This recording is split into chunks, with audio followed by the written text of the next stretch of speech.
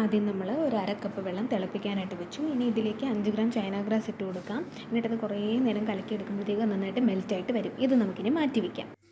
ഇനി ഒരു 1/4 ലിറ്റർ പാല്, അതായത് 250 മില്ലി ലിറ്റർ പാല് നമുക്ക് ചൂടാക്കാൻ വെക്കാം. ഇനി ഇതിലേക്ക് അര കപ്പ് പഞ്ചസാരയിട്ട് നന്നായിട്ടൊന്ന് ഇളക്കി കൊടുക്കാം. അതിനുശേഷം ബദാം പൊടിച്ചതും ഏലക്ക പൊടിച്ചതും കൂടെ ഇതിലേക്ക് ചേർക്കാം.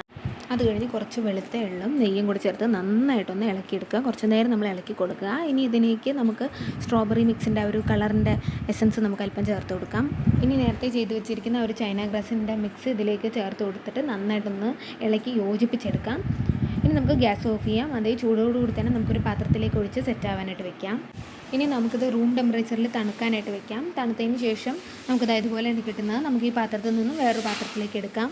ഇനി നമുക്കിതൊന്ന് കട്ട് ചെയ്തെടുക്കാം. നല്ല സോഫ്റ്റായിട്ട് കിട്ടുന്നതാണ്. അപ്പോൾ ഇതെല്ലാവരും എന്തായാലും ഒരു തവണയെങ്കിലും ഉണ്ടാക്കി നോക്കുക. തീർച്ചയായിട്ടും ഇഷ്ടമാവും. ഇതുവരെ ചാനൽ സബ്സ്ക്രൈബ് ചെയ്യാത്തവരാണെങ്കിൽ ഒന്ന് സബ്സ്ക്രൈബും കൂടെ ചെയ്തേക്കണം. ഈ വീഡിയോ ഇഷ്ടമായെങ്കിൽ ലൈക്ക് ചെയ്യാനും ഷെയർ ചെയ്യാനും കൂടെ മറക്കരുതേ. ബൈ.